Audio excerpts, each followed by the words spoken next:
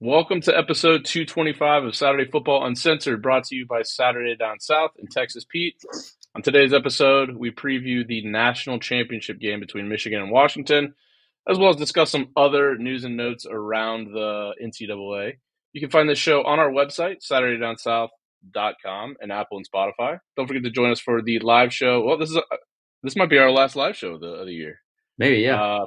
Maybe, I don't know. We'll see what we do in the off season. But if we do, it'll be on Sundays at 8 Eastern Time on the Saturday Down South YouTube page, as well as Facebook page. So go share it with your friends, everybody. And now, for the last preview pod of the year, here's the show.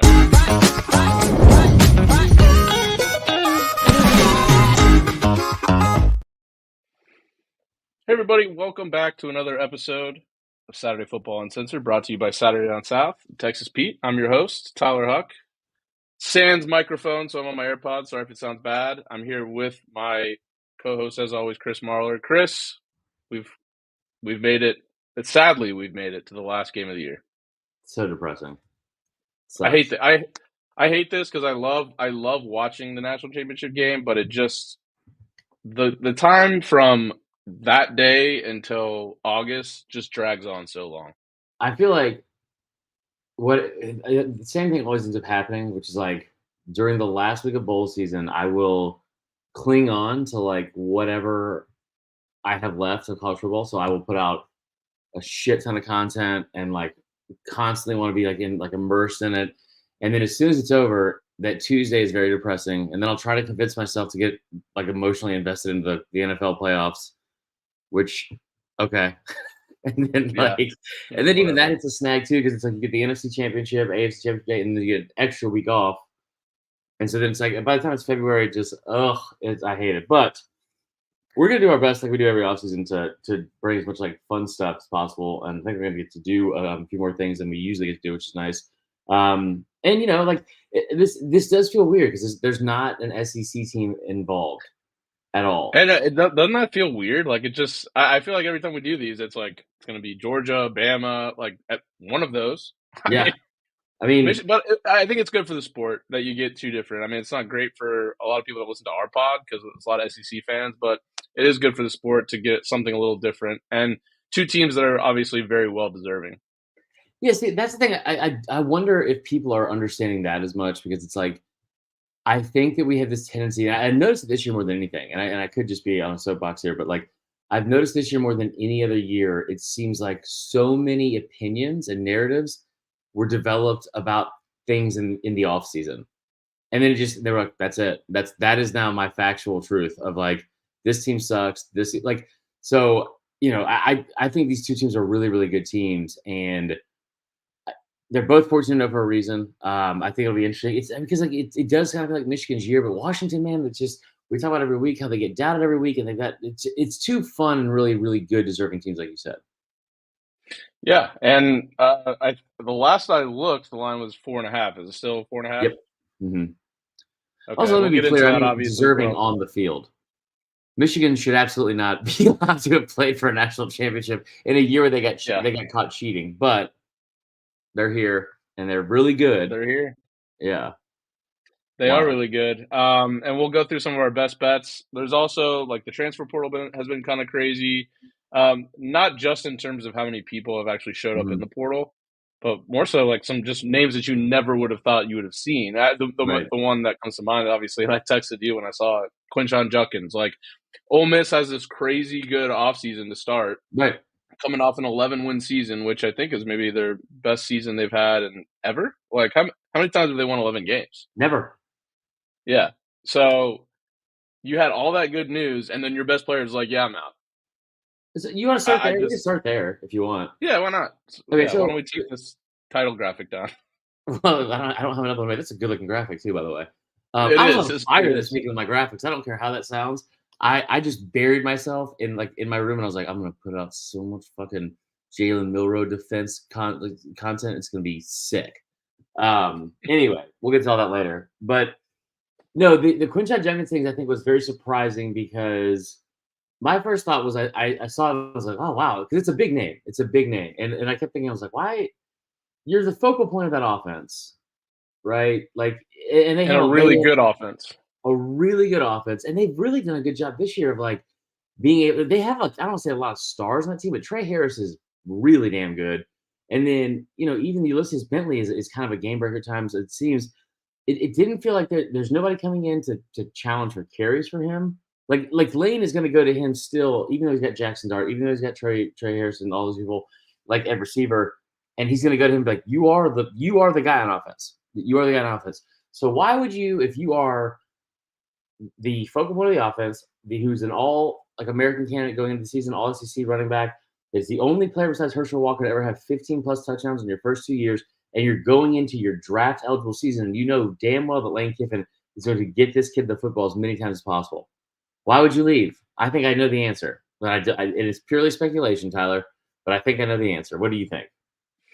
Well, and something I can't guarantee it because I don't know what he's allowed to do, but I do. I'm pretty good friends with the guy who runs the collective at Florida State, and I'd love Mhm. to potentially in the offseason as some content to just get us through, get him on as for an interview, Yeah, just to really understand kind of like what that looks like when you because what has happened, I know from the Florida State side is you're getting a lot of kids now. Judkins would maybe be a little different, but like for instance, I know for example for at Florida State, the third string running back as soon as the season ended, he was like, "I want to get paid more than Trey Benson got paid this year, or I'm leaving." yeah, And the collective was like, "Okay, well then you can leave." And he right, ended up committing to FAMU. yeah. So Wait, let's whatever, see. like What? these Hold on. guys, What? He was a fair move. he went to FAMU because these kids, and it's not their fault. They're young. They're 18, 19, 20-year-old kids. Whoever they have around them, they're not like registered agents. They're just like No, friends from home or like their boy that's like their manager. And they're like, yeah, just walk in there and demand more money. And it's like, congratulations, you played yourself because right. now not only you're not going to get that money at Florida State, you're not going to get that at any other school you thought you could go to that would pay you that. And now you're forced to go down to the FCS level. And Yeah. then the FAMU coach leaves to become the running back coach at Duke. So he's Hold on, hold on. He decommitted wasn't from FAMU. forced to go down there at all. Like he made all those choices. Right, right. And I think that's the part that I think is where I don't feel sorry for them. And I think we are now entering the part of NIL where you're opening up a lot of different parts of this that were always going to happen, but now we're seeing it flesh out in real life, right? And so it's like I Yeah. remember saying this. We had this conversation when NIL first started, and I was like, man, I tell you what, not everyone in the locker room is best friends. Not everyone on the team is best friends. And you're 18 years old, and if you Mhm. especially he came from a place where like securing the bag is a very very important thing and a necessary thing for you to do. Where now it's become kind of like this cliche of like you just gotta go get paid. Like there's gonna be even less loyalty, which is fine. Like they don't these I think it's one thing. I had a really long conversation with my friend Lillian last night about this, about a lot of stuff, and about college football. And she made some really good points. I'm gonna steal all of them for this episode. But like it Well, is you're crediting her, so it's not yeah, stolen. fair enough. Um, but she brought the point, and I thought it was like something that's like almost been lost. We just don't even think about it anymore. Is the whole point of NIL? The whole point of it was to have kids be allowed to make money off their name, image, and likeness. Go out and get brand deals. Go out and be in advertisements. Go out and do like sponsored shit like on Instagram. That's what it was for.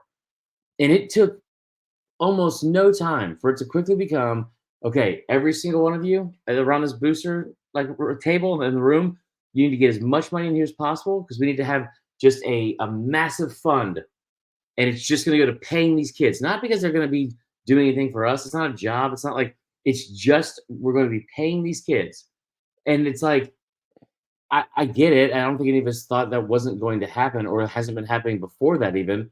But like the whole point of this was not to, hey, I'm a third string running back. I want to make as much money as possible. So you need to pay me or I'm going to leave to go to like, dude, like the whole point also is like to get these kids like into a better financial future. And right off the bat, we have kids, not saying Quinshawn's doing this, but the kid from Florida State who are somehow not taking advantage of it and ruining it. Like, Yeah, what the fuck are you doing, man? We're giving you yeah. the keys, this whole new thing. No one else has had the opportunity to do this. No one else had the opportunity to do this in the history of college football before like 2 years ago. And this is how you do that. I don't the Yeah, and it's Quinshon again, thing though. it's. I think they're just you get people around you that maybe not necessarily are intentionally trying to put you in a negative spot, but they just don't understand the landscape. which is why I'd Right. love to get, hopefully I can get this guy from from Florida State's collective on here, because I've already heard some interesting stories on the Florida State side. But my guess, and again, I'd be purely speculating as well, is that Quinshon Judkins went after the season, went to Ole Miss and was like, "I'm your best player. Here's what I want to be paid," and they were like, "That's ridiculous. You're a running back, and we're not paying you that." And he was like, "Okay, then I'll go somewhere else."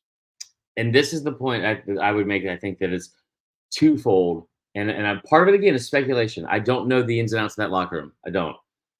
I'm just purely speculating. And I tell you what, I speculated about it on Twitter, like I do with everything. And within like I don't know, 30 minutes, Kiffin was like live tweeting about or like making like these like not so cryptic messages about what do you call it about Quinshon leaving. And so was Jackson Dart. But I think so. Here's the thing. I think that I don't think he went in and demanded that kind of money after the season necessarily.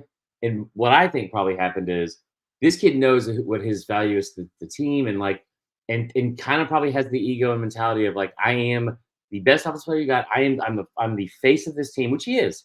He is like everyone knows Ole Miss going into this season and throughout the season because of Quinshon Judkins, which is fine. But the moment they started bringing in other prize players from the portal, and you know that they're giving them like some money, and I guarantee you, was the number one player in the country coming out of high school. He's from Tennessee. He went to Texas A&M in the class that was promised a lot of money. I guarantee you, Walter Nolan, a former five-star number one overall player in the country, was not cheap. I guarantee you that. And when he got to Ole Miss, which is a huge get At for a them, premium position too, not running back. right? And that's the perfect segue into the next point. I think what I think probably happened is Quinshon saw what everyone else was getting, and it was either more or not enough less than what he's getting, and was like, no, fuck that, it's not okay. And like, listen, I think we've all done this before, whether it's appropriate or not. Like somebody you work with that you don't like, that you're like, I can't believe that person makes this, or I should be doing that job, or whatever. Like Right. when money gets involved, there's a different level of emotions that come out of it. The other thing that you just touched on that I wonder if we're going to start seeing this because we're treating this like the NFL. We're treating this like the NFL. Are you going to devalue a whole position? Like because what I was told from the one thing that wasn't speculation was the going rate for an elite running back or non-offensive or non-quarterback position player is a $500,000. Quarterback is 1.5, right? 1.5 million in the portal. An elite non-quarterback skill position players is 500,000. What I was told was that Quinshon wanted 3 times that. Right. So, but and I don't know if he's worth it or not. That's not for me to say. No, he's But not. I do wonder if the running back position, which has been shit on in the NFL for years and years and years, it's like you're disposable. We'll get someone else. Like I kind of wonder if that's what they're doing now. Yeah, and so look, I mean, there are rumors out there as to where he's headed. I don't think we know for sure, but there are teams out there that and it's someone in the chat. I think it was Willie Gray brought up a good point. Coaches are offering NIL like basically empty bags or bags that aren't nearly as much as what they said they would be. Yeah. And there are teams out there that are desperate to win right now, and they have a lot of NIL money. Miami would be one of those. Auburn would be one of those. And so maybe you take a look at some of those schools as to say, okay, well, if you want 3 times what an elite running back gets in the portal, and again, we're maybe speculating on that, what team's going to be willing to pay that? Or at least come close to it. And I would look at some of these teams that are desperate to win right now. Michael Bratt makes a great point. Don't forget Vandy. Vandy may be in this as well. We don't know. So I think that the thing with like Freeze, I think we've talked about this. I'm not sure on Jesus. I think we talked about this before, but I'm not sure. But like I was talking to a buddy of mine who's like in with he works closely with the what's the school that has everyone from Alabama that's got a bunch of kids going D1 this year. I think Bama's got a kid coming from there. It's like not Hewitt Trustville, but it's something. Anyway, well, so he works quite close to the program there, and they've got like a bunch of D1 kids like every year, right? And they were talking to the players, the parents there, and they were like, "Hey, like, what's this like with NIL? Like, give us like a little bit ins and outs of like what's going on. Like, what school is coming around throwing the most money? Is it A&M? Because like A&M, obviously, all the stories we've heard about that, and he was like, uh, she was like, no, it's Auburn, and it's not even close. And I think this is one thing too that I think fans are starting to realize too. This isn't like an indictment and a negative thing about your school. If you are one of these schools throwing all this money, all of this is legal. All of Yeah. this is legal. Now, listen, if you throw $3 million if you pay Peyton Thorne $350,000 like they did, and it turns out the way it did, yeah, that's inherently funny because it's you wasted your money on it. But like, I think that Hugh Freeze has been very, very direct and open about what exactly he wants to do, which is we're going to grow this program from mainly high school talent. We're going to go get them like out of high school, and we're going to promise them a lot of money. It says here in the comments that KJ Bolden offered $3 million, like you said. I doubt that's true, but I also tell you that like, because the other thing too is like most of the numbers are being so inflated about like 3 to 4 times. That is, I bet he was offered $1 million. I bet he was. That's and there's a reason why Bolden of all people was very close on signing day to be like to flip maybe to Auburn or back to Georgia, like you said. I like Auburn. Auburn is I think one of these teams where they're going to be a problem. I didn't include them in that list of like the blue bloods of teams that are once NIL came around. Like they're going to have a rabid fan base, hungry boosters that are trying to get as many like as many wins as possible. And this is how you do it: is recruiting. Wait, Yeah, KJ, and KJ so Bolden said they got $3 million. I wouldn't listen to that personally. He also said that he flipped to Georgia 3 weeks before signing day, That's not true. and then he basically lied to Auburn and Florida State and said Yeah. that he was coming to Florida State. So I don't know. These kids, they say stuff. I don't think I don't. He may have said it. I'm not saying that's a lie, but I don't know if he's being honest about that. And if he is, that's Somebody, insane. Why would you pay a somebody safety said, $3 million? well, part of it does make me happy that we're not like, I hate to say it because I'm all for these kids getting paid and all that. But like the whole beginning of it, like the moment it was announced and we saw that I forgot his name now at this point, the quarterback at Miami got like 20 grand from that like college hunks movers. And I was like, what is that? I mean, like what? That seems like a lot. Like the Carson Beck thing wanting 4 million to stay, that wasn't true. I was told it was less than half of that, probably right around the 1.5. And I don't know if that like I don't know how that is even financed or worked out. I really don't. That's a fuck ton of money, man. That's a fuck ton of money to be paying a kid. And now here's the thing too, Tyler. You're paying all these kids all this money, knowing full well this isn't like people keep saying it's like the NFL. It's not like the NFL because in the NFL you have a contract that you both have to abide by. That's the thing that's very different about this, and it's given a lot of the players way more power, and maybe they should have it. I don't know because of the years of taking advantage of them. But like, why would you be giving a kid up front, like even Quinshawn, like I'm gonna give you 1.5 million just to play this one season? What if you get hurt? What if you don't have a great year? Like or let's say he runs for 1,000 yards. Is that really worth $1.5 million if Ulysses what's his name? Ulysses Bentley? Ulysses Bentley fourth, yeah. I almost said Ulysses S. Grant, which would have been weird. But yeah, Ulysses Bentley, like if he can run for 800 as the starter, is it worth $1.5 million to give Quinshon Judkins like an extra little bit of production? I mean, I just the numbers that are out there are usually inflated. Yeah.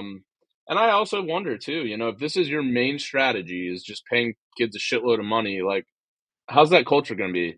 How was it A&M after that class they had? They're gone. By the way, we gone. should talk about this too. Did you see what Jimbo said? Yeah, pardon my take. He said that oh shit. Oh no. I'm really proud of myself. Are you drinking Celsius at 10 p.m.? I'm very proud of myself because I almost put my entire mouth over that and I didn't. So that would have been a bad clip for the pod. Yeah, that would have been kind of funny. It's tough to come back from that. Yeah, Jimbo said that class didn't even take $1 million. Hold on, I'm stopping this so I can get up a second. Carry those go, Tyler. All right.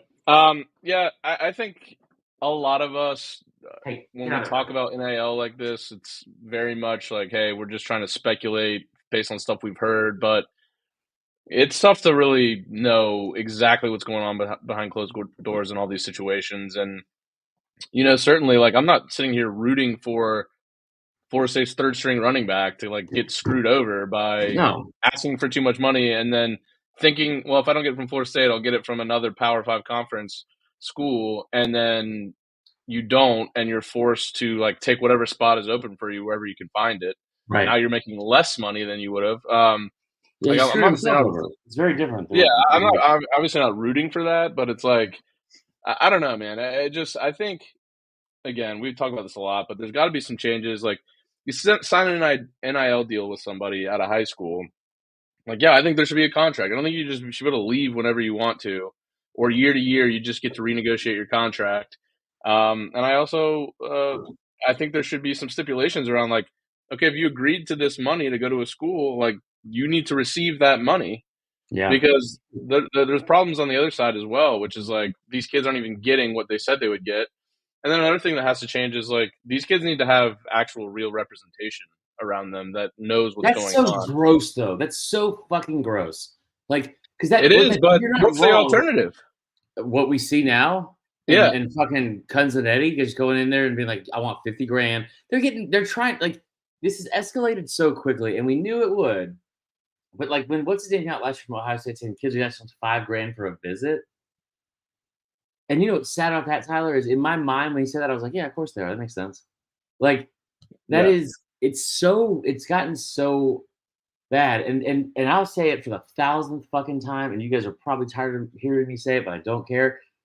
Let's all remember once again, this is not any coach's fault. This is not any player's fault. This is not like TV money or ESPN or whoever else. It is purely the fault of the NCAA because they could have like the moment they had to. This was put in front of them, and they were like, "Man, we got 7 years until this is going to come to fruition. We better start getting a plan together." And then and here's the thing too, Tyler. They could have still made hundreds of millions of dollars. They could have still made that what they already made, but they would have had to. They would have had to actually work and do the things that are like on all their mission statements and bullshit on their website instead of just making the money and not having to do anything and slap people on the wrist for fucking like textbook violations and shit. It's fucking unreal. But I think that it is very odd to see. Like the Quinshon thing going back to him. I think it's interesting because most of the early assumptions is that he's going to go to Auburn. That's where he was kind of. He's like he went to school an hour outside of Auburn. Kiffin, there's that picture of him watching him in the stands. And like for whatever reason, Brian Harsin decided not to recruit him. So like he might come back to Auburn and finally play for I guess like the home team or whatever. But yeah, it's interesting, man. I think Evan in the chat said he can't go to an SEC school. Is that still a thing? I don't think it's a thing. Okay, yeah, I didn't think so because I think we've seen people transfer within the SEC, right? Yeah. Evan's still saying he can't. I don't know. Maybe Evan's a smart guy. He might know. Yeah. All right. We like so. We probably get. Do we want to break down the South Dakota State Montana game today? I had to watch a second of that. But when I tell you, I spent hours and hours making Jalen Miller graphics. Making Jalen Miller graphics. And the saddest part is it started out as an idea of like positivity of like, man, Jalen deserves so much more than he's getting. And we're going to get to this later, trust me. And I fully believe it. But like. I saw Seth McLaughlin transfer to Ohio State. This motherfucker. Let me just say something right now about Seth McLaughlin. Here's the thing. I had the yips one time, and I think I've told the story in high school where I used to throw I was like throwing BP, and I was like a sophomore, and I had to throw it for like the varsity team, and that was like Jeff, Frank Horn, all them, and I was fine with it. And then like there was like one day, and there's like a ton of scouts around, and I threw like 3 balls in a row that were like not strikes, and somebody made a comment about it, and I had a fucking meltdown, and I couldn't throw a strike. Then I started bouncing up pitches, and like it was awful. So I had to be pulled from batting practice. And I remember it lasted for like several weeks. And I remember somebody, my coach was like, listen, move this all out of the way. We're in like a small net, like for batting practice. He goes, just fire it into the back of the fucking net. Just hit the back of the net. It's 20 feet away. Tyler, when I tell you, I spiked that thing into the fucking ground. I mean, I get the mental side of oh my God, I'm in my head and I can't get out. I don't know what to do. I totally get it. Did you see the stat though? 32 of the 66 total snaps in that game against Michigan were off target. Yeah, that's not great. That's almost no, it's not great. It's not great. And I'm I'm not blaming anything on him, but I will say I tell you this, like I get the mental side of stuff. I get that it might not be the best place for you. I even get not going to the press conference afterwards to answer any questions because of the media with the media after that loss. But it'd be one thing if he was like, I can't believe I cost this team this, I should have been better. But all fucking year, that kid just refused to take like any sort of responsibility for it. And then talk about the difference in sounds in claps between Bryce Young and Jalen Miller. Claps don't have fucking accents. Like, what are you talking about? What, like it's like more of like a southern clap instead of like a West Coast clap. Like, what the fuck are you talking? And then his dad came out and was talking about how like, or sorry, he came out and he said like that the safety for Michigan was like slapping his thigh pad, which he wasn't. And Saban was like, no, he wasn't. And then he blamed one of his other players, blamed somebody in the offensive line for doing something. It was like, I just At that point, you have to transfer. yeah, get the fuck out of here, dude. Like, I mean, get the. I hope. Listen, that kid, I will be forever grateful for the fact that he was a absolute fucking liability in so many moments. But his two best games he ever played were against Georgia, and I love him forever for that. I don't know how he didn't allow a sack in either one of those games, but I'm glad you didn't. But I just tell you what, man, there is something sick to me, and I know I'm only saying this as a fan and overreacting, and so just like I'm admitting it, but there is something that doesn't sit well with me of this kid having a massive breakdown in the middle of championship, like or a championship run in the semifinals. 32 to 66 snaps is pretty bad, Tyler. It's I've never heard of anything like that. And then not talk to the media, have like outbursts where you're blaming your teammates for it, and then 2 days later, after all that, you enter the portal, go to Ohio State. Like, don't like that. I don't like that. Yeah. That seems like cowardly shit. Yeah. Do you want to talk about LSU's weekend? We should probably talk about the national championship, right? I think we should finish with that, unless you want to finish with LSU. No, we can talk about LSU. LSU had a really big weekend. Yeah, so they start. Can't remember what happened first, but they hired Missouri's DC Blake Baker. Now, was he on LSU staff at some point before, or is he? He I don't has know. Louisiana Screw ties, told us. correct? His wife was an all conference soccer player there. Okay, that's not exactly, but he's also now the highest paid assistant in the country. Yeah, by a lot. $2.2 million for Blake Baker to be the DC at LSU. 2.5, wasn't it? I thought it was 3 years for 7.5 total. This Yahoo Sports says an annual salary exceeding 2.2 million. So maybe it is 2. But Missouri was awful on defense by all metrics before he got there, and this year they were 4th in the SEC in scoring defense, 5th in the SEC in total defense. They were 4th in the country in forced fumbles, 11th in the country in sacks. So obviously, this is something that really held LSU back this year from having a special year. And so started the weekend with that, and then, or maybe they didn't start it, but they also got the number 1 player in the country for 2025, who also happens to be the best quarterback in the country. Yeah. And on top of the number 1 receiver in the country, too. And I think the number 1 running back in the country. I saw that, but I didn't see it on 3. I couldn't find that part. Yeah, I saw them. I think LSU put out a graphic that had all 3 that were like the number 1 in the position. I know either way, they've got some talent coming in, which has never really been an issue for LSU. Yeah. I saw him bragging about this. This is like nitpicky, but it was. And Mike Bratton's in the chat. You can talk to this as well. But like they were talking about how LSU's back because they're finally putting a fence up around Louisiana again. They got 13 of the top 15 players in the state. There was a time before Saban got on his run, and I don't think that. I mean, Bama got kids from Louisiana, but it wasn't like it's always been Louisiana going to LSU. Like there's always been a pretty big fence around that.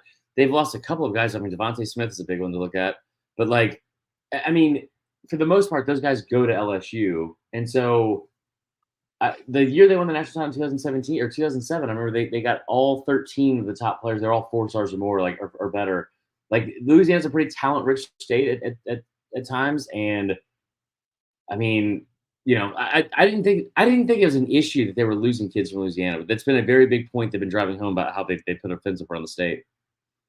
Yeah, and I mean, obviously Bryce Leatherwood, the kid, Leatherwood, the Underwood. quarterback. I think he's from Michigan. He's not. What? Which I is don't think obviously any of that's accurate at all. is it? It's Bryce You know what? Underwood for one. I know that's Okay, real. Leatherwood's not that far off. Don't The get me wrong. leather. He is from Michigan, though, isn't he? I don't think so. I think it's from like one of them states. How about that? All right, yeah, sick. Um, I hope it's like fucking like North all Dakota. right, he is from Belleville, Michigan. Okay, there you go. Kentucky. You were right. By the way, NIL value on 3, 469,000, not 3 million. So I don't know if these are all accurate on 3, but that's something to consider. But yeah, obviously huge. Now there have been some rumors I saw, and who knows, they're probably just rumors, but that if Harbaugh were to leave Michigan, that Brian Kelly would have interest in going to Michigan, which would be interesting. I don't know if that would actually happen, but Matt Moscona, who I love to death, he speculated. He answered a question about that and was like, if the opportunity ever arose, like if Harbaugh, because I texted about it and I was like, I saw the video that somebody clipped up and it was like he will leave to go to Michigan if offered the opportunity, and everyone knows that. And it was like, what? And what is screw? What just happened in the comments here? I don't know. Who knows? No, but he made a comment about it and was like, like if that ever happened, but it was a whole situation where it was like he didn't say that he was going to be leaving. It was like if this happens and if he would have interest and if they came asking, yeah, of course he would go to Michigan. I mean, Michigan's an easier job. Yeah, they're in the fucking national championship game and they got caught cheating. And they didn't really play a good team until like week 11. They woke up late, showed up for the whole thing in like sweatpants and was like, I guess we'll. Oh man, I'm tired. Swung by McDonald's on the way here to play Penn State. Got myself an Egg McMuffin and an orange juice. I'm going to finish out the season now. Like, what? Yeah. So, Kalen DeBoer would be obviously a great hire as well. But, I mean, LSU obviously really taking off. And, I mean, it'll be interesting. They did lose Mike Denbrock to Notre Dame randomly. I thought that was kind of strange, I guess. Yeah. The offense was pretty good in the bowl game. Yeah. So you'll get Garrett Nussmeier that will start this year, and then obviously 2025 rolls around. You'll get this Bryce Underwood kid coming in. So LSU fans got to be pretty excited right now, obviously, and I think LSU is starting to level up a bit. Yeah. So Bryce Underwood is the number 1 quarterback in the country. DeCorian Moore is the number 1 wide receiver in the country. He's from Texas, committed to LSU. Yeah, he's from Duncanville. It's a pretty big kid. Yep. And then at running back, Harlem Berry, who's from Metairie, Louisiana, is the number 1 running back. From Metairie, Louisiana is the oldest sounding fucking name I've ever heard in my life. Oh, Harlem down there. It's even better. It's Harlem with an M. I know. I think it's Harlem. Good too. Yeah. I love that. Yeah. So obviously a really good start to the 2025 cycle, which, as we know with recruiting now, a lot of these things will change. A lot of these top commits right now, that battle goes until the very last minute. You gotta hold on, and with NIL, people come in late, and so we'll see. But a really good start for LSU, obviously. Well, here's the thing. I think why the most important part is like getting this guy from Blake Baker from Mizzou. I don't think it wasn't like Mizzou had the top defense in the country by any means, right? Like they were a good unit. They were like you mentioned, incredibly improved. They were a top 25 scoring defense this year. The biggest issue they had a year before he got there was they couldn't fucking stop anybody on the run. They had like one defensive end had like a breakout game with like 3 or 4 sacks, something like that. And like in week 2, they were awful against the run. They couldn't stop anybody. Like the turnaround was great. It's not like it's a massive name. Like he went out and got, for lack of a better example, like Dan Lanning when he was at Bama, or I'm sorry, at Georgia or something like that. But the thing that makes this important, I feel like, and it's good for LSU, is it kind of gives them that feeling again of being like, hey, still big dick LSU over here. We can just swing our money and whatever else around to go up and go get we're going to go into your backyard. We're going to take your one of your best and key components of this team that won 11 games this year and bring them back to us because we still have that kind of like leverage and power. Yeah, and we'll see. I mean, I think some of that stuff, like I said, that they're like number 4 in the country in fumbles forced. Like some of that stuff is luck because you can force fumbles and not recover them. But yeah, I think obviously it's going to be an upgrade from what they had this year, or at least you would hope. Jesus. So bad. All right. What else? Is there anything? There's early Heisman talk. Okay. What do you got? What are the current odds? So there are three people tied at the top of the list for Heisman odds. They're all coming from next year's SEC. It is Carson Beck. Does that one surprise you? No. Quinn Ewers. I didn't think Quinn was great this year. Okay. He threw for almost 3,500 yards. He didn't play 2 games. That's pretty good. I thought it was that picture from the interviews before the Washington game where like all the reporters were surrounding Arch Manning and Quinn Ewers is like looking back at him. No one's talking to him. That is fucking unreal. I don't even know what to make about that. That is like, I don't get it. I don't get it. But yeah, so that's another one, right? Mm-hmm. So and then who do you think would be third? Would be tied for first as a third player? Jalen Milroe. Jalen Milroe, much to the dismay of fans everywhere, Jalen Milroe, his odds for the Heisman Trophy are better than everyone else. He's tied with 2 other people as the best odds going in. Now let's start by saying, since 2009, only one player has won the Heisman Trophy that started out the season in the top 2 of the odds. Only one.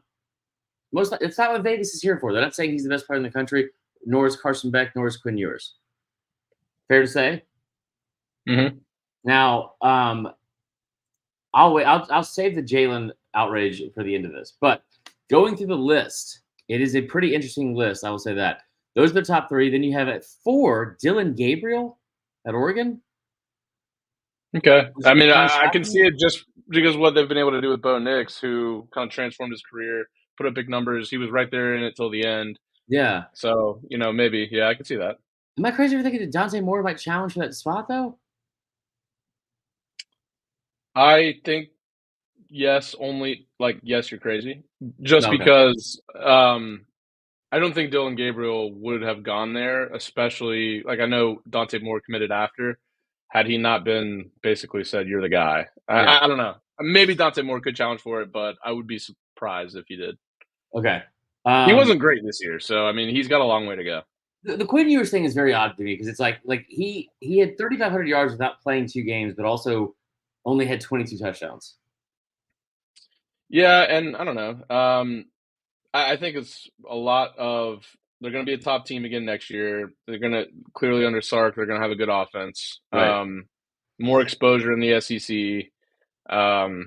Bigger games. Like your schedule is going to be loaded with good games, so it gives you the opportunity. But I don't know. Maybe it's a little bit of recency bias because for pretty much the majority of that Washington game until the end of it, he wasn't really impressive to me.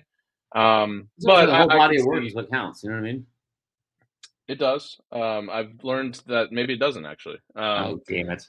But hold on. All right, shut up. We're moving on. That was good. But I can see and look. I mean, these if you tried to bet on these right now, I don't even know if you can. Yeah. It's extremely low handle because it's just so much still in the air. There's going to be another transfer portal window. Things will happen, but yeah. So this is true, by the way. Jalen Milroe's odds they improved when Seth McLaughlin entered the portal and left. It's not a joke. It wasn't much, but it was like 8 plus 850 to plus 750. Okay, so here's what I found fascinating out of this, and maybe I shouldn't be because we should expect by now. The top 21 players on this list from the Heisman are all quarterbacks. You had a bunch from the SEC that we'll get into. The first player that's not a quarterback that's on this list, the best odds for a non-quarterback player is Trevor Etienne, the running back that was at Florida that now transferred to Georgia. Some of the other names on the list, you have Will Howard and Nico Iamaleava. I don't fucking know. We'll learn it for next year. They have the third best odds. The Will Howard, that's very interesting to me about the Ohio State thing. I don't see him I think he's a really good quarterback. I don't see him being a Heisman level quarterback. Nico, I think, is going to set the world on fire. Jackson Arnold, the kid from Oklahoma, started one game, 1,800. Connor Wegman at plus 1,800. Garrett Nussmeier from LSU. Noah Fafita, the kid from Arizona. JJ McCarthy on this list is bizarre to me because I still think he's probably going to go pro. JJ McCarthy on this list so low is also shocking to me. The odds that after plus 2,500, it's just a who's who of wasted potential, I feel like. Cade Klubnik, Riley Leonard, Will Rogers, and DJ Uiagalelei. Brady Cook is at plus 3,000. Drew Allar plus 4. Shadur Sanders plus 4. Might take a flyer on that, to be honest. That might not be that bad of a bet. Also, Dante Moore's on this list as well, not that low. So mainly all quarterbacks shouldn't be that surprising. Back to the thing about Jalen, and he got a lot of hate. Here's the thing. Listen, I am going to defend the shit out of this kid because I think most of the scrutiny and criticism he's gotten has been way worse than it needs to be. Alabama didn't lose the fucking Rose Bowl because of Jalen Milroe. They didn't. Just bottom line. And like all the comments, like when I saw this about the Heisman, kind of what put this whole thing in motion, which was that him being at the top of the Heisman list is like shocking because he's not that good. He's Jalen mid-rows with a lot of stuff. The nicknames been being floated around, all this stuff. Here's a fun fact for you, Tyler. Do you know that on that list? Do you know who finished with the most Heisman votes out of anybody else on that list this season? The season we're fucking currently in. I do not. It's Jalen Milroe. He finished 6th. Yes, he did. Yeah, it is really good. Also, here's another thing that I think that a lot of us have forgotten about, and I'm going to get fired up when I talk about it. I think that Jalen Milroe has some things that he could definitely improve on. But the idea that he is the reason Alabama is not going to get to national championship, and this is not me defending Bama. This is me defending Jalen Milroe because I thought about this too. Is like the whole idea that we already know he's a finished product through his first 14 starts. It's only been 14 starts. By the way, he's undefeated in the SEC. No SEC team has beaten him. And that's what I found the most. That's what I found like the funniest out of all this. Is like all these fans talk about how shitty he is and he can't make these reads, and it's like he beat all your teams. He's the only reason Bama won 12 games. He's the only reason. It has nothing to do with like that offensive line, by the way. I got deep dives on deep dives if you want them because he was pressured 139 times according to PFF. Yeah,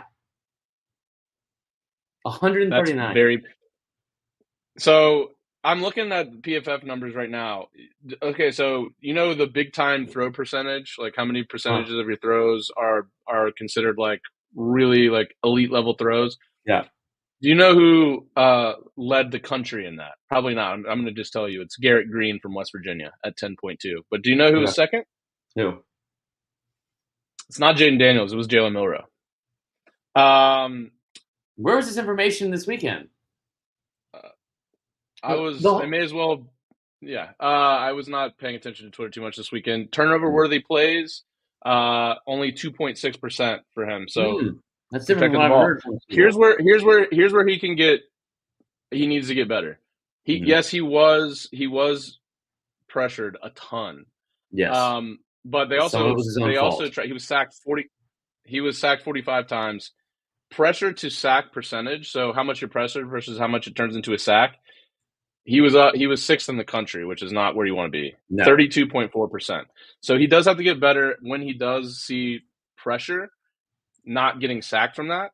But all of his other numbers are extremely elite. 13.4 ADOT. So his average depth of target down the field was over 13 yards, which is one of the tops in the country. His yards per attempt was 10. I don't see anyone else here that is in the top. Like Jaden Daniels wasn't even that high. Maybe Jaden Daniels was 11.7. Yeah. Jaden Daniels was that high. But Jalen was 4th in the country on that. Right. So like every other metric outside of him getting sacked so much is elite. Here's the thing. That's just proven stats. I mean, what bothers me the most about this is a couple of things. I'm gonna put my fan hat on here for a second, and like I know Willie Gray was not happy with me about how much I defended this and got into this on Twitter, but my main point of this was that kid is not the reason why Alabama lost the Rose Bowl for one at all, and he he had 4 sacks on his first 6 dropbacks. Like, I'm not saying he can't improve on stuff, but like Yeah. the hate and vitriol he got, especially and where he got it a lot was from Bama fans. And like I sat here Yeah. for 2 years criticizing all these Georgia fans for watching them say what they said about Stetson Bennett and then praising the shit out of him like after all that, because it's like he's not a finished product. And also he's played really well. For Bama, I think it's kind of the same thing. But he's also who else on that roster do you think they're gonna fucking trot out there to win? Like he's not only is he the best option and the guy I want, he's also the only option. You saw this in real time when they played South Florida and started somebody else. Like I don't I feel like I'm taking fucking crazy pills because we're talking about like he's the only reason that this team won 12 games. The only reason. And you want to talk about going into this year, all I heard, and I was so excited to hear it, Tyler. I was at the front of the fucking line on this, and I was so pumped. Joyless murder ball. That offensive line is bigger than every NFL offensive line. They're going to do this. They're going to do that. That offensive line was fucking terrible. It was fucking terrible. And I tell you what, I'm not saying that every sack that happened was the offensive line's fault. There were several that I brought up on here earlier in the year when it was like Jalen Miller would roll out to his right instead of throwing the ball away, he would take a sack. That's not all 49 sacks that Bama allowed this year. And that number, by the way, 49. It is the graphic time, baby. First off, this graphic looks fucking great. It looks really good. It's the most allowed program history. It was ranked 129th out of 133 teams. It's the most of any SEC team in the last 15 years. Now, then you look at this stuff. They had 6 consecutive games allowing 4 or more sacks. That is the most of any team in the last 20 years. Think about what I'm saying right now. Is of like that number is crazy in general. And the team that allowed it is also the team that has been on the best run of dominance in the history of college football over that time span. That is insane to be that bad. Jalen Miller was sacked 4 plus times in 8 of his 13 games. To put this in perspective, if you're thinking like 49, it seems like a lot. It is a lot, right? Put that in perspective. Georgia, let me give you your flowers, like I always tend to do. 49 sacks that Alabama allowed this year is 11 more than the University of Georgia has given up in the last 3 years combined. I will say that again. Alabama allowed 49 sacks this year. Georgia has allowed 38 total in their last 3 years combined. The 49 total that Alabama gave up this year, that was more than Oregon, Washington, Georgia, and Michigan combined. Remember when I said before the season, if there was one thing I was confident in, it was that Oregon's offensive line was going to take a step back and they wouldn't give up 5 sacks again. They gave up exactly 5. You can actually make this, that if you took Oregon's total from the last 2 years and Georgia's total from the last 3 years and combined those together, it would still be less than Alabama this season. And like I said, you talk about the fact that like these are the numbers that he's had in his first 14 starts, which is 1 year, right? One season basically, and it's added on to the A&M game from last year. He's been sacked 48 times. That's more than A.J. McCarron, Greg McElroy, than in their entire career. A.J. was a 3-year starter. So I fully get this kid has stuff to work on. I really do. And I fully get that it's easy to sit here and talk about after like the Rose Bowl that like, you know, he's like he sucks. He's like he does this, and you want to point the finger and blame somebody. But he's the wrong one to do it for. And I don't have the graphics here, but I also because I just wanted to look at it, it was like, man, I'll tell you what, there's been some really good quarterbacks for Bama that have come through the past couple of years. I wonder where he ranks in their first year versus his first year, because it's only his first year as a starter. And from like a yards per attempt, there's only 2 people that ranks ahead of him. It was Tua and Mac Jones. He threw the second least amount of interceptions out of any first-year starting quarterback they've had since besides Mac Jones, who threw 4. Him and Tua were tied at 6. And the one I think that's maybe more impressive than all of it is like, if you don't want to talk about yards per attempt or touchdowns or interceptions and say that all these numbers are skewed, how about passer efficiency, Tyler? It's not QBR where running's involved, just quarterback passer rating. He was higher. He's the second highest ranked for a first-year starter in the history of Bama football, only behind Tua. And he was better this year than Bryce was in that category when Bryce won the Heisman. So I guess all I'm saying is, if you're this quick to jump on this kid, just like people were with Stetson Bennett, maybe give it time. Because I know that that kid was under a fucking microscope of scrutiny constantly. and he turned out to be one of the best college football quarterback careers we've ever seen. So that's all. Yeah, And look, I mean, his NFL rating, like passer rating, was 116.9 according to PFF. That was seventh in the country, behind Jane Daniels, Bo Nix, Caden Salter, J.J. McCarthy, Dylan Gabriel, Caleb Williams. I just don't get it. Like, Yeah. and again, what is on the screen?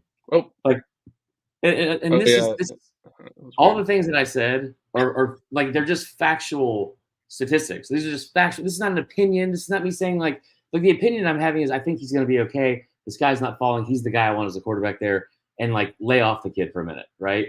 Also, I'll just say this too. I'm guilty of this all the time, but I'll just tell you firsthand, which I'm not going to get into. If you knew a fucking second, or just a slice of what that kid was going through outside of football right now, none of you would be saying anything.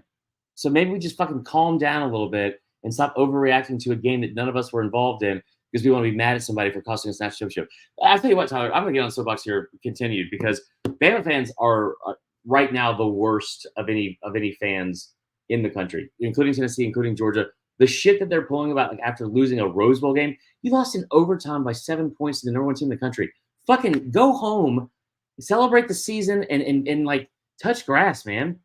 There was a group of people that were getting into arguments with players' moms on Twitter the other day, talking about how they had this inside information that so and so he was going to leave and he was told he wasn't welcome back. And like Jace McClellan's mom comes on, she was like, "I was in a meeting with Coach Saban yesterday, and Jace is absolutely allowed to come back. He doesn't know if he's going to go to the NFL yet or not." He's like, "I don't know where you're getting this information because that's not true."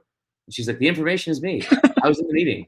It really has been, in my opinion, it's been kind of gross to watch. And I know that Willie Gray took me aside and didn't want me to overreact, and I have been. But it does, like, I just think that like it's been pathetic to watch. And I should probably apologize to Georgia fans because I thought that was a unique situation of how they would treat like Stetson Bennett. And it took one loss for Bama fans to start doing the same thing to Jalen Milroe. Well, Bama fans showing up in the chat here, just being electric as always. Okay, let's get to the big game here. Michigan, Washington. The line actually has moved to 5.5 now, according to on covers. So that's kind of a big move. It's the worst line too. Yeah, it is. It's the line we love to hate. Both teams obviously undefeated. Michigan was a little bit better against the spread this year, 8-5-1. Mm-hmm. Washington was 7-6-1. But down the stretch, I've been very impressed with Washington's offense in particular. Their defense hasn't been great. They gave up 31 to Oregon, 31 to Texas. But they also put up 37. It's like those teams would average. I mean, so it's like, yeah, and those are two elite offenses as well. Right. And they put up more points, 37 against Texas, 34 against Oregon. I've been super impressed with Penix, like just an unbelievable. I mean, he was amazing in that Texas game, like just throwing absolute dimes. So it's interesting. It's an interesting matchup because I think J.J. McCarthy's good, and obviously we just talked about his QB rating. He was one of the top 5 in the country for NFL passer rating. But I think Penix is a better QB. I think that's the matchup that and plus they've got, like, a lot of teams have a really good NFL receiver. Some teams have maybe 2 NFL-type prospects. They've got 3 legit NFL guys, which is awesome. It's not a system thing. Like they are a very talented offense with like very talented players. This is not like some fucking run and shoot or air raid offense. Like these are all very talented kids. Yeah. Dylan Johnson, who transferred in from Washington State, and he's basically carries the bulk of the load. Mississippi State. What? Yeah, Mississippi State. Dylan Johnson. He carried the bulk of the load all year at running back. He re-injured his foot at the very end of that game, which almost made them lose the game. Yeah. I saw that he is questionable for this game. He's going to try to make it go. It makes me nervous for Washington if they just have absolutely no run game. Right. But let's dive into this. I mean, and of course, Michigan has been good all year. Some of it we weren't sure how good they were, but just because of the schedule. But I mean, it's down the stretch. I mean, Iowa is what Iowa is, but you beat Ohio State and Bama. Clearly, Yeah. you deserve to be here on the field. Um, what do you see happening in this game? I mean, Man, is it one of those things where, because I mean, Washington, we know they won the award for best O line in the country. no That doesn't more. always mean everything, but I don't Yeah, know.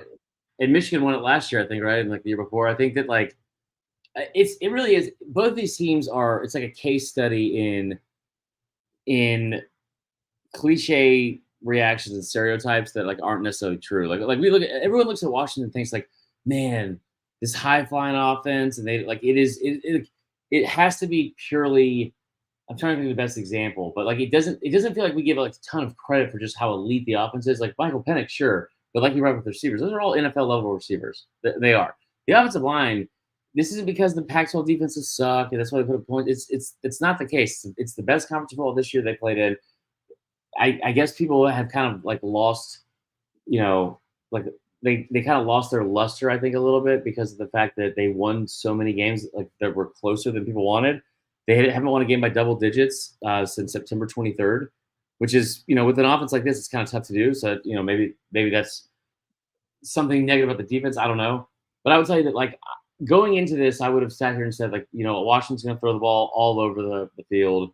Michigan's going to play this, like, 3 yards in a cloud of dust and then play defense. And I tell you what, man, just watching that Michigan game last week against Bama, Bama had every opportunity to win that game, and I think I wish they would have. But Michigan did things offensively that I did not expect. They did stuff that elite teams do, which is like, you respond when you have to respond, and like you shut people down. You have to what receivers did anything for Bama? They were nowhere to be found. Nowhere. That seemed like that was all year, though.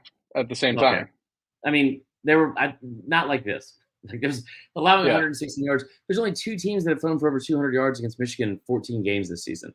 I fully expect it to happen this time, but they are very, very, very good at every single level, especially on defense. Blake Corum coming to this game, I think that like when you look at what Michigan's going to try to do, I think my assumption is that the game plan would probably be something around tailored to. They huddled against Bama. Saban talked about this. They're the only team all year that huddled against Alabama. Keep Washington off the field. Because I don't think Washington's going to go into some 2-minute scoring mode like they've been able to do all year on teams. I don't think they're going to be able to jump on them early like they did against Texas. I think this is going to be like a back and forth game. But when Michigan can put you into that type of like rock fight, it's where they're most comfortable. And they can win in a lot of different ways. They can win if they have to go, point for point with you, or if they need you to, like they need to not throw a pass in the second half. It's two contrasting styles for sure, but I think it's two very, very fundamentally sound teams built from like the foundation of these teams is built from the line of scrimmage. Yeah, and I think the biggest thing that would concern you as a Washington fan is they haven't really been able to stop the run all year. Mm-hmm. And Blake Corum is a beast. Yeah. And that offensive line, like you said, they've been good for the last few years, and they're right up there at the top of the list this year as well. That's where I get a little concerned, where they could play a little bit of keep away from Washington. And if Washington tries to get into this mode where they just try to score quickly because they try to take advantage of having the ball, that could turn into a little bit of a mismatch. Yeah. I hate to go against Washington because I feel like every time this year that I have, they've surprised me. And all year, like one outright. So to me, especially if this line's extending to 5.5, I've been leading Washington. I worry that Michigan will be able to play a little bit of bully ball on them and keep the ball out of Penix's hands. I know you've been doing some deep dives on some best bets. I may have spent all that time on the Jalen Milroe stuff. Okay. No. I think so. This game is like the best example ever, if I'm being honest with myself, of I can talk myself into either side of this game easily. Like, give me enough time, give me enough Celsius, I could easily talk myself into either side because I look at it and I'm like, I like everyone's down in Washington all year, and then we're doing it again. And I think like in any towns on radio last week or TV, and it was like talking about the game, I was like, I kept doing it. I was like, Washington's been down it all year, but all they've done is win. Anyway, Michigan, I think, is going to take this game, and like, I think at one point I talked myself into like, from a value standpoint on the betting, I think an alternate line in the national championship game is a really good bet. And I did this last year or 2 years ago for Georgia. I think it was like a 6 point favorite. I took it at 10.5 to beat Bama because like it just felt like it in some of these games, like it's tight, and then somebody breaks out late. And we've kind of seen Michigan do that a lot in the later part of the season where the games can be somewhat tight, but they will win. Like the Maryland game really sticks out and they're losing in the fourth and won by double digits or close to double digits. I mean, like I feel like Washington plus 5.5. If I had to bet on one generic bet, it's that one. It's easily that one because Okay. I hate 5.5, and it just feels like the side that like people aren't like that dumb betters aren't going to be on. If that makes sense. You know what I mean? I feel like the casuals be like, oh, Michigan, they, like just take that. That's the reason why it's up to 5.5. I like Mm-hmm. Washington to cover because they've been in those close games. All the other props though, like it's so difficult to like. Is Penix going to get over his yard? It's like 290. No one's done that to Michigan all year. Like this, they rarely give up over 200 yards of offense, and you know that's the thing I'm most interested in is like looking at like how's this offensive line going to be able to like put up or deal with Michigan's um what do you call it, like front seven.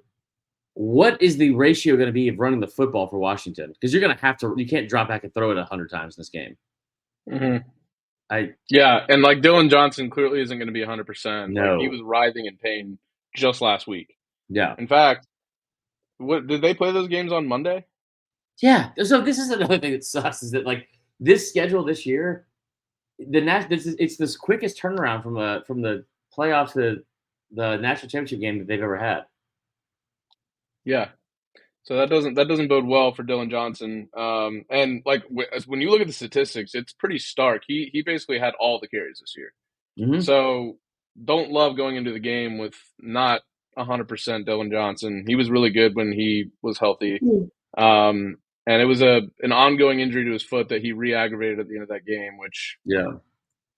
it sucks, but that's where they're at. And so, yeah, I just you're gonna have to run the ball. You can't just drop back like you said and throw it 70 times in this game No. and expect to win. Um, where do you lean on the total of this game? I so again, the total feels like an under because 56 and a half?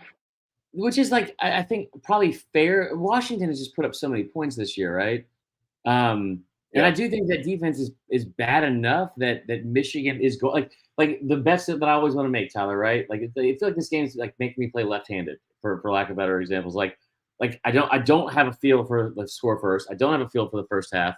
Like all these bets that have like been like my most like bread and butter picks all year, I don't feel great about because I think that either team could score. Michigan though, like I don't see them going to this game thinking like let's get into a high scoring game and we're gonna go hurry up, which we don't do to keep Washington off their toes. Like I mentioned earlier, I think they'll go like into a huddle and try to slow down the clock and eat up clock to keep Washington, off the field. I don't even know if that's even a strategy when I say it out loud because it's just what they do. It's just who they are. So the under I feel like Hmm. is the play because I just don't feel like I just don't see anybody putting up a ton of points on this Michigan defense at all. At all. So like what would Washington have to get to? You're talking about like a 31-24 game if you're Vegas, is what they're basically saying. I don't know Hmm. if Washington is a really good offense. I don't know if anyone's getting to 30 on this Michigan defense. Yeah, I mean, Ohio State scored 24, Maryland scored 24, and I think that's the most that any team scored on them. No one And else scored over 20. I think Washington has a much better. Yeah, I think Washington has a much better offense than both those teams, though. So, Yeah.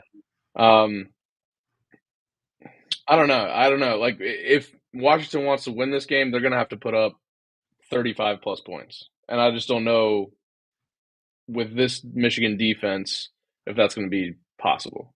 And It is here's the thing possible too, because Washington's offense is good, but I don't think it's right? probable. But I will also say that even if they did, Michigan's offense can put up 35. Yeah. You know what I mean? Like that's I don't know, but But I I also think I I yeah, so I don't know. I don't see them putting up like in the 40s though. So yeah. it could be like an all-time game that's like a 35-32 type, or 34-30 or something like that where Vegas would have it's really missed that over 10 points over the total. yeah, it But I happens. mean, it does happen. I Especially if think there's defensive scores. yeah. I don't know what the total was last year for the Georgia TCU game, but Georgia definitely covered it themselves. So, I mean, Yeah. I I think I would take Washington to cover because I do think that they're that good, and I think this is a one thing about the Washington that we've seen with a couple of really good teams that have made runs the last 2 years is that they're a very veteran team. A lot of like COVID seniors, a lot of like say Michael Penix is like a fucking 11th year quarterback. Like they are a very very veteran team, and here's the one good thing for them too is Michigan kind of forces you into this like into a phone booth and makes you uncomfortable with like how you're the style of football that you're used to playing. They're not gonna let you play. Like they will force you into what like it's the deep end of the pool, doing exactly what they want to fucking do and play their brand of football. And a lot of that has to do with the fact that it'll stay close for most of the game, right? Like Washington's been in close games all year. Like that is not going to be an unfamiliar setting for them to where they're gonna get like clenched up and like get nervous. Like they are going to be fine in that scenario as any team in the country. No, that's fair. I mean, that's why I think I'm going to go with Michigan or Washington to cover the game. Mhm. I think and like this isn't a shot at Bama, but like I just don't think that they had the receivers to win No. one-on-ones Mm-mm. against Michigan's corners and like Rome Odunze, Jalen McMillan, Jalen Polk, like these guys are like I said, they're NFL guys. Yeah. And like especially like Jalen McMillan was hurt for some of the year, but he's been like really good from the slot. And I think Kalen DeBoer is one of the best coaches in the country. I mean, Yeah. I was looking at some of his stats against like throughout his career against like top 10 rated teams and all that. Like they come to play in these big games. Yep. And so I don't know if I can take Washington straight up just because they have by far the most glaring weakness of well, maybe let's take special teams out for Michigan. But yeah, that's the other thing too. If you're watching, you don't punt a lot. You're not going to force them to muff punts or fuck up all Yeah. that. But no, but I think Washington's run defense is the biggest glaring weakness of anything on the field, and I Right. think that's really where Michigan has the clear advantage. Yeah. And so I can't pick Washington to win, but at 5.5, I think I could take Washington to cover because I do have a lot of confidence in their offense, no matter who they play. Yeah, I agree with that. They've won five or they've won 7 straight games going back to last season against top 25 teams. Like they've I mean, that's like I think the seven. Hold on, I'll look it up. I got time. Give me a second. The seven that is like looking at Michigan's schedule. That's like more than they played in the last 2 years combined. So they are battle tested. Not to say that Michigan necessarily isn't, because they've had to play a lot of those games later in the year, so it's more recent. But you're right about Caleb DeBoer, man. Like that guy, he's won everywhere he's gone, and they're a really good team. I think it's just kind of like a lot of the casual fans around college football, and I was guilty of this early in the year, which is like you just kind of think about Washington, and you think about they got a left-handed quarterback that's just fucking airing it out. Like, okay, that's cool, that's cute, that's awesome, have fun. And now you get to like game 15, and I will admittedly be pulling for Washington. Like I Yeah, just same. I have a hard time pulling for Michigan, just considering what went on this season. But that being said, I think they're a very good football team. I'll take Washington to cover, and I want to say Washington to win, but I just don't believe myself saying it, so I feel like it'd be disingenuous. I'll take Washington to cover. I think Michigan does win this game. It just kind of feels like this is their year, man. It just kind of feels like everything is kind of turned up for them in so many different ways on and off the field. And I'm happy for Connor Stallions. That kid put in a lot of work to get here. Did you see? Was that the game in Pasadena? Fucking unreal. It's like all jokes aside, Tyler. If somebody from the SEC got caught cheating and then the person who was cheating showed up to a game with a smile on his face, if that was against another SEC team, he would have had his fucking ass beat. He would have been dragged out of the Rose Bowl and beaten up on that golf course sitting out there behind the what do you call it, the south end zone. That is fucking the level of arrogance from this program. I hope Washington wins by a fucking million. Yeah, I'm gonna take that's a different level of arrogance. It really is. I'm gonna take Michigan 34-30. I think it's gonna be high scoring. I'm gonna take the over. And I just think that Michigan will just have enough plays late to win the game. But I'm praying that Washington wins this game. I think it'd be really cool for college football to see Washington win the championship and go through Oregon twice, Texas, Michigan. Like that's an incredible feat. Yeah. And what a way to start your new, I guess, existence in the Big Ten by taking down the team that's dominated the Big Ten for the last couple of years. So I hope that happens, but yeah, I'm with you. Just saying, yeah, I think Washington wins. I don't believe myself when I say that. Yeah. So I'm gonna go 34-30 Michigan. Yep, love it. All right, we'll close it out. We'll be back on Tuesday recapping the national championship. Yep. And some of our schedule will change once the season goes into the off season, but we'll get to that later. That's the end of this show. As always, we really appreciate you all listening to the show. It would really help us in the growth of the show if you'd rate us 5 stars on Apple and Spotify. Even you haters that are in the comments, go rate us 5 stars, you jerks. And go and like and subscribe to the YouTube page. Don't forget to check out all the videos and clips from the show on Twitter, Instagram, TikTok, YouTube. We're all over the place. For Chris, I'm Tyler. We'll talk to you guys on Tuesday this week. Enjoy the game.